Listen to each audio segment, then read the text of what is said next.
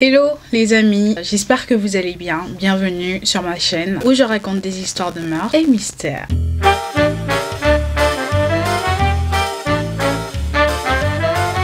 Alors oui, le décor a un peu changé. Je suis en train de tester quelque chose en ce moment. N'hésitez pas à me dire ce que vous pensez en commentaire de ce nouveau décor que j'ai fait à l'arrache hier soir, parce que en fait j'avais l'idée en tête depuis un petit moment et j'étais pas en forme en fait pour le faire, et hier soir, comme je me sentais un peu bien, je me suis dit bon, on va peut-être s'y mettre. Alors pour les nouveaux venus, bienvenue, je m'appelle Osnel et je suis là tous les mercredis et les samedis pour vous raconter les histoires les plus sordides, les histoires les plus what the fuck qui existent dans ce monde. Alors petit disclaimer avant de commencer, je tiens à vous rappeler que ce contenu s'adresse à un public averti. Ce contenu est déconseillé au moins de 12 ans. Alors aujourd'hui, nous allons parler d'une histoire que je trouve bizarre. Très bizarre. Tellement bizarre que je tenais à en parler pour avoir votre avis, parce que c'est bizarre comme je viens de le dire précédemment. Nous allons donc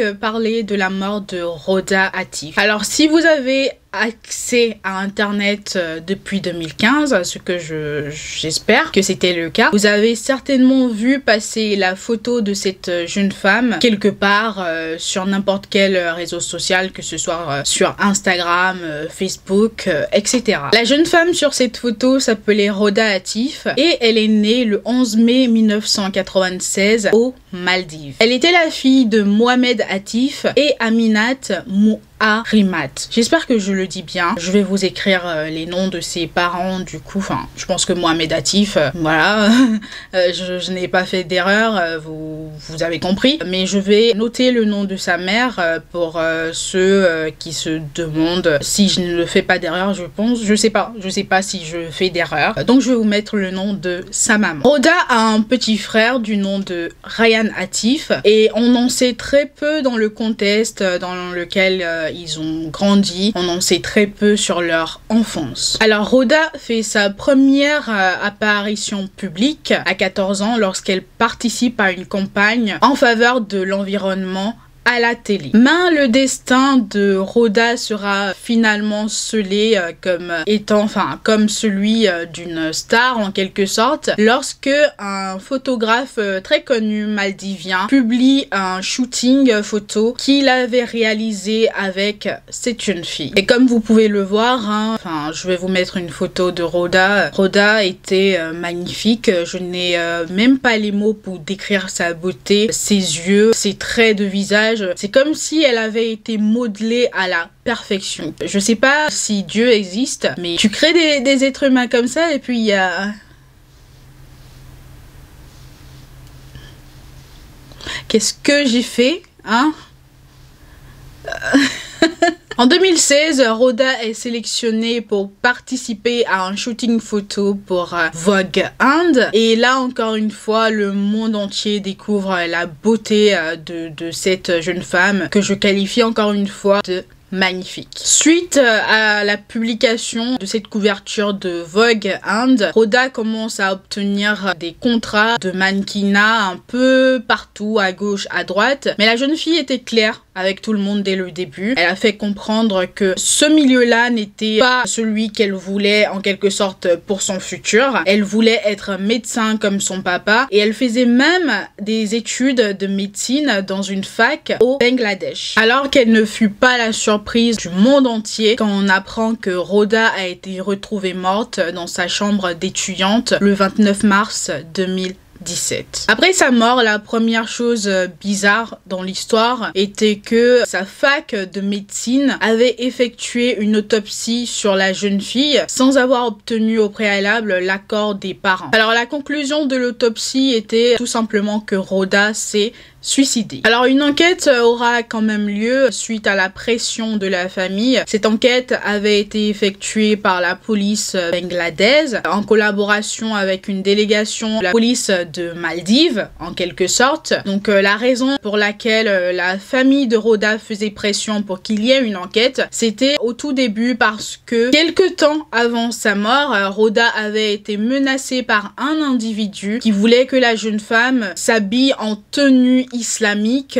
Enfin, quand on voit la manière dont la jeune femme s'habillait, elle s'habillait totalement normalement pour une personne de son âge. C'était pas non plus Kim Kardashian, elle ne se baladait pas à poil. En gros, cette personne voulait tout simplement que Rhoda se couvre entièrement. Et la réponse que cette personne a obtenue de la jeune fille, c'était simplement un gros non. Alors suite à cette enquête qui a tout simplement roulé que Rhoda s'est suicidée, surprise, hein, ils ont tout fait pour que l'enquête soit dirigée vers un suicide, donc ça ne choque personne qu'ils disent que bon, c'était un suicide. Mais le père de Rhoda ne voulait pas en rester là, il voulait donc que l'affaire reste active en quelque sorte, qu'il n'y ait pas tout simplement, voilà, c'est un suicide et puis basta. Donc ce qu'il va faire, c'est qu'il va entamer des poursuites à l'encontre des deux camarades de Rhoda qui ont découvert son corps. Alors vous devez certainement vous demander quelles sont les raisons des poursuites. Bah c'est tout simplement que ces deux jeunes ont défoncé la porte de la jeune fille et qu'ils ont en quelque sorte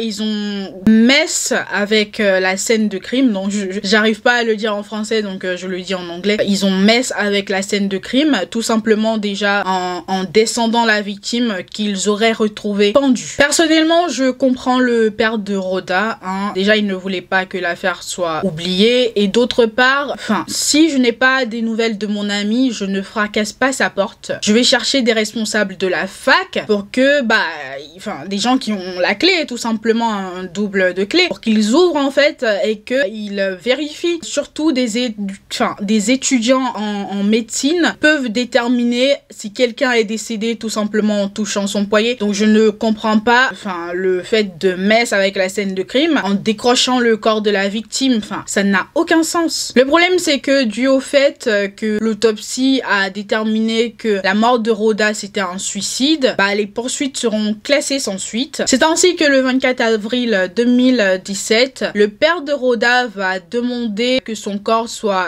exhumé pour que une seconde autopsie ait lieu, en quelque sorte, parce que les autorités découvrent le corps et que les médecins légistes des autorités emmènent le corps pour faire une autopsie, c'est quelque chose. Mais que sa fac décide de prendre le corps et de faire une autopsie sans l'accord des parents, non, en fait, non. Donc le père de Rhoda pensait tout simplement que la fac avait fait quelque chose de shady dans le but de protéger quelqu'un. Alors certains peuvent penser que ce sont les actions d'un père qui n'arrive tout simplement pas à accepter la mort de sa fille. Personnellement, je ne pense pas que ce soit le cas parce qu'il y a beaucoup trop d'incohérences dans cette histoire. Il y a beaucoup trop de trucs bizarres. Alors après la seconde autopsie, ils vont déterminer encore une fois que c'était un suicide. Ça ne me choque pas, ils étaient partis déjà dans le but de déterminer que c'était un suicide, donc non, ça ne me choque pas. Mais lorsque la célèbre chaîne d'enquête 60 minutes va effectuer une enquête profonde dans toute cette histoire en quelque sorte, à l'aide de détectives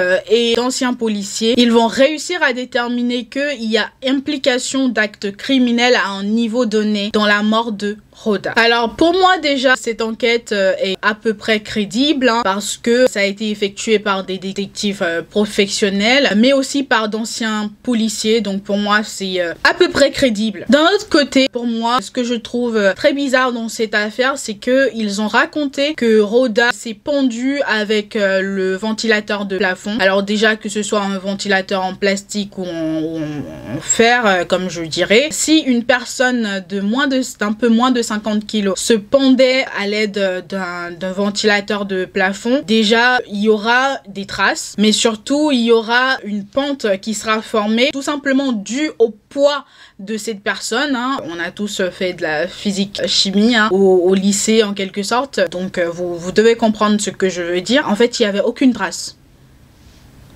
What the fuck. D'autre part, les officiers de la police, quand ils sont arrivés sur les lieux, le corps de la jeune fille était déjà allongé dans son lit. Donc il y avait la corde à côté, la soi-disant corde avec laquelle elle s'est pendue. Donc en fait, à part la parole de ses amis, de ses camarades, c'est même pas des amis, de ses camarades, il n'y a aucune preuve qui va dans le sens disant que Rhoda s'est pendue. Alors le truc c'est que quelqu'un qui a été étranglé dans un autre sens. Les traces sur son cou, des fois, peuvent ressembler à des traces en fait de pendaison. Donc on se pose des questions déjà sur les autopsies, mais aussi on se pose des questions sur ses camarades qui ont été poursuivis en justice par le père de Rhoda, parce que en fait c'est bizarre. Il y a zéro preuve qu'elle s'est pendue.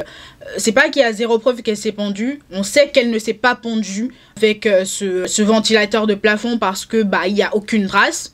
Hein? Et le fait qu'on retrouve une corde, ce n'est pas une preuve, mais surtout que vous la décrochiez et que vous la longez dans son lit. Donc le rapport de cette nouvelle enquête qui a été effectuée par la famille et par leurs avocats, donc éventuellement par des détectives privés, des anciens policiers, etc., a été remis en quelque sorte à la cour, et depuis ils attendent que la cour donne un avis. C'est l'avis du coup de la cour qui va peut-être aller dans le sens d'une nouvelle enquête ou de quelque chose en tout cas, mais je pense que le père de Rhoda ne compte pas baisser les bras. Alors perso, je suis partagée entre le fait que ce soit un meurtre ou un suicide, mais je penche plutôt pour un meurtre. Personnellement, au vu des preuves qui ont été fournies par la famille, je penche pour un meurtre. Et surtout, à cette période, beaucoup de jeunes filles ont été retrouvées mortes et on avait essayé de maquiller leur décès en suicide.